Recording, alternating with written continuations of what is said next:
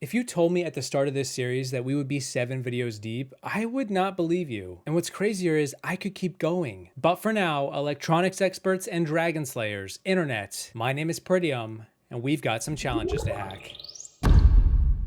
The first challenge hack in this bunch isn't going too far back. It's actually quite reminiscent of another one from 5.0, and that was when Spencer studied a puzzle from season 30 and then went on to season 31 and proceeded to just absolutely demolish it. This is the kind of puzzle you solve in an instant, and Spencer just did! Spencer memorized the puzzle from season 30, paused it on his TV, traced it on a piece of paper, cut it out, and did it himself. Like, I was in the lead, and I put a couple different things together, trying, and then he comes over and boom, boom, done. What a nerd. Such a nerd. Well, we've got another one of those, as we saw in episode 8 of season 41 at the reward challenge. Evie saw what the puzzle was and was like, put me in, coach, I've got a dragon to slay. In this challenge, the players had to dive into the water, unhook 4 buoy puzzle pieces, put them in a boat, and drag them to a floating platform. And with only 4 pieces, you would assume this should be a pretty easy puzzle, but just like Spencer's puzzle from season 31, there's a reason it was used, and it can be quite difficult. It's an abstract 3D puzzle, and if you go back to the only other time that it was used in Survivor, which was season 38, we saw 3 tribes all struggle to complete it. We actually saw one of the biggest challenge comebacks in Survivor history, all because this buoy puzzle stumped 2 whole tribes, allowing the third one to get back in the game. But Evie is a fan of Survivor and is really smart, and they did their homework. The day that Evie was going to fly to Fiji to compete on season 41 in this season, that same day they put together, with some beads in their house, this exact same pyramid puzzle. Because Survivor producers love to reuse challenges, and even though this one has only ever been done once, it can't hurt to practice it a few times. Dare I say, if you are going to be on a recent season of Survivor, it doesn't hurt to go back a few seasons and just study some of the puzzles that are pretty new. You're building a pyramid puzzle while Evie very quickly is taking over this puzzle. Boom, done.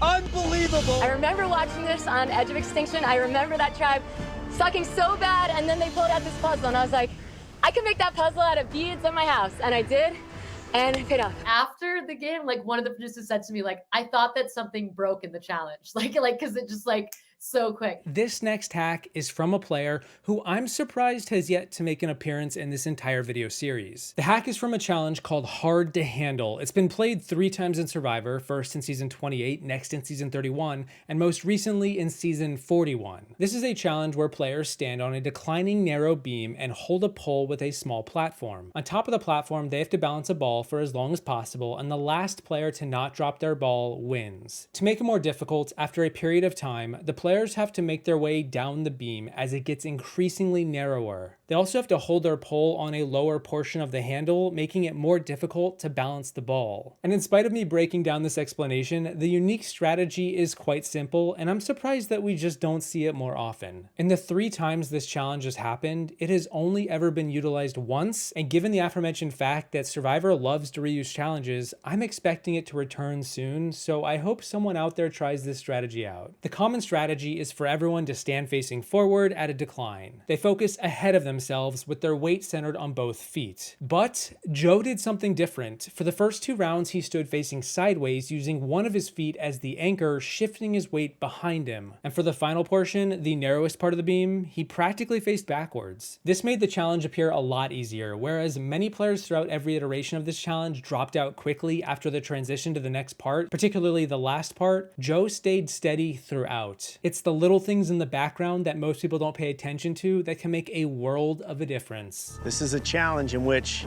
if you stop thinking about what you're doing, even for a moment, that is all it will take, and you'll be out. You're now going to move down to the second level. It is more narrow, and you're going to move your hand down farther on the pole. 2 newbies to this challenge, Joe and Jeremy.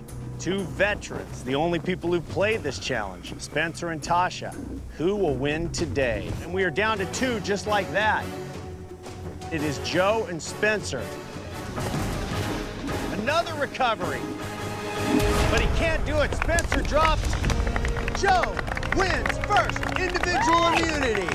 Speaking of the background, this next one is brought to you by the player who does the hack, actually giving commentary on their challenge strategy from the DVD box set. This next hack is from a classic Survivor challenge that has been used many times, dating all the way back to season 3 and was also featured on season 40, Winners at War. The challenge is called When It Rains, It Pours, and it's an endurance challenge that speaks for itself. Players stand on a tiny platform with their hand raised in the air and their wrist is shackled to a giant bucket above their head. If they drop their arm, the bucket falls on them and they're out. It's a test of withstanding the pain, the discomfort, and just being patient and focused. The unique strategy comes from the second iteration in Season 8 All-Stars, when Xian would go on to win this challenge after battling it out against Rupert and after a few hours of her arm going completely numb. Xian did several things right, so let's run down the list. And by the way, like I said, this all comes straight from Xian herself, as she talks about this on the All-Stars DVD. So I'm trash talking a lot during this challenge, it's true. Yes, you are. I'm trash talking a lot. You're doing whatever you can, but it wasn't making any sense. First, she was the only player in the bunch to use her left arm instead of her right because her right arm was sore going into the challenge. Second, she knew that focus was important, so she emphasized never closing her eyes, doing so as infrequently as possible. The pain will make you wince, which causes you to drift and sway. She couldn't afford to do that. Third, she wrapped her buff around her wrist to provide padding against the shackle. Alicia attempted to do something similar with her jacket, but she said that she found it cumbersome and stiff. I think it was smarter to go with the buff, as the buff isn't attached to anything else that's attached to your body. And fourth, and most importantly, she kept her elbow locked and her arm straight the entire time. There's a reason muscular players tend to fare worse in endurance challenges, and this is why. Muscles fatigue, they weigh you down, but if you lock your elbow and keep it that way, it's all in the bone keeping you up. Most players in this challenge bend their elbow and their triceps eventually spasm, but with this technique, it softens the blow. Also, it helps if you just don't have a lot of muscle, but it's what you do with that lack of muscle that makes the difference. And Xian made the best of this and won immunity right when she needed it most. I trained for a challenge like this, and what it is, it's all about skeletal. You got to get your arms You gotta go, straight. yep, that's what you have to do. You did, that's Xian. exactly what I did. Yeah. Also, I was one that switched arms. I switched arms. I had a chance to put on my right arm or my left arm. And this arm actually hurt less. And everyone has their It was elbows rough. bent, except for me. But see, that's what I mean. Everybody skeletal. has their you elbows go bone bent. to bone on endurance challenges. Yep, you lock them. This fourth hack is not the biggest brain strat of the bunch, but it's still worthy of a mention. It happens in episode 11 of season 14, Survivor Fiji, the original Fiji, and it takes place during a challenge called Torched, or Battleship. Was Battleship trademarked? Either way, it's Battleship. Players have to hide a 3-square boat on a 5x5 grid, either vertically, horizontally, or diagonally. One by one, players take a shot at the board, hoping to sink the other player's battleships, or torch them. The last player standing wins. Players are also given a mini board that shows where successful hits have occurred, but they don't tell you exactly who was hit. They also don't tell you who made a miss. This is a challenge about precision and memory, making sure you remember where your ship is where successful hits have occurred, and likewise where misses have happened too. And if you kind of laugh at the fact that remembering where your ship is something that needs to actually be considered, throughout the challenge, several players accidentally waste their turn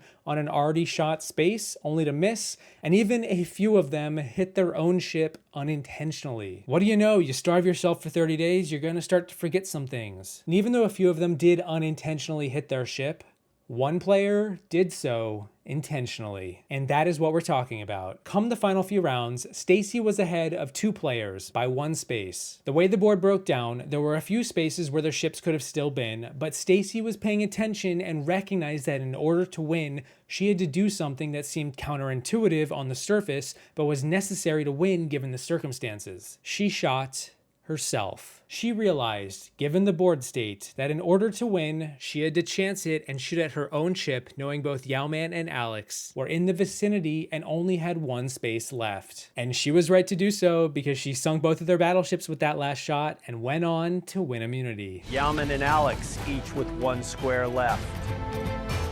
Stacy.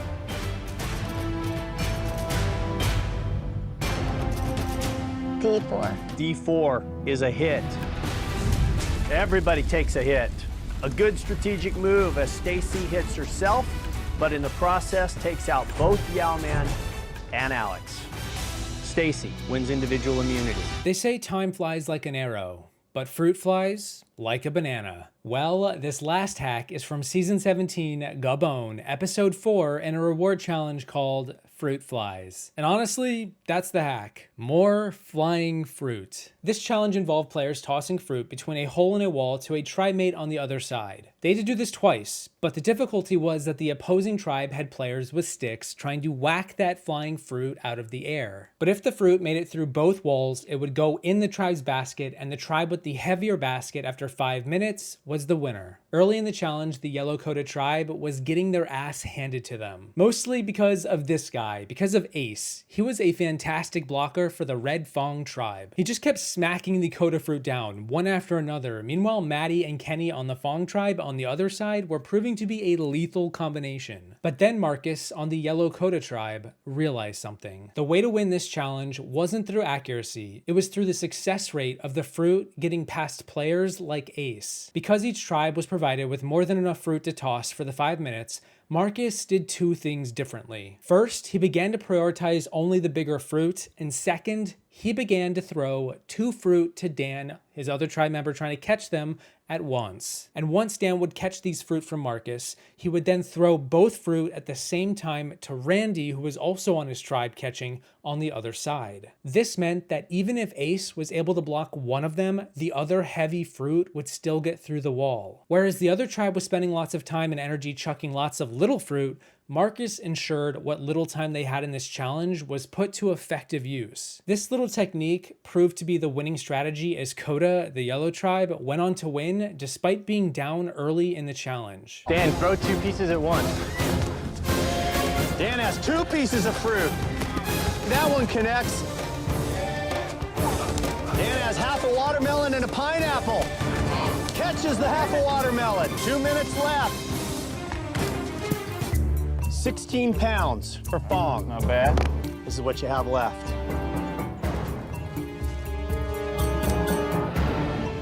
By 2 pounds, Coda wins the war. Also, okay, I guess I will say accuracy is somewhat important because of, well, what happens right here. Dan has a watermelon and a pineapple.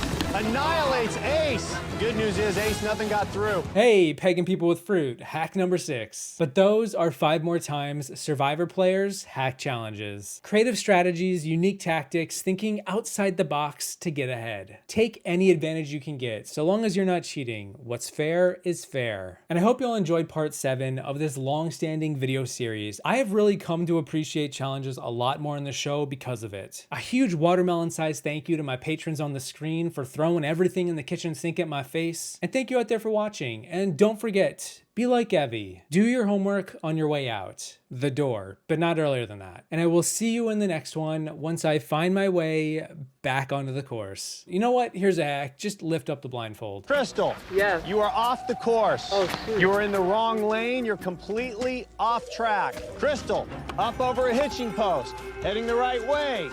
In the wrong lane. Crystal once again off the course. Crystal back on the course. Bob took a header into his station. Susie is off the course. Kenny takes a header into a pole. Crystal not giving up. Continues to fight in this challenge. Susie trying to find the course. That is what research and practice gets you. Listen to you future Survivor players. That's how you do it right there.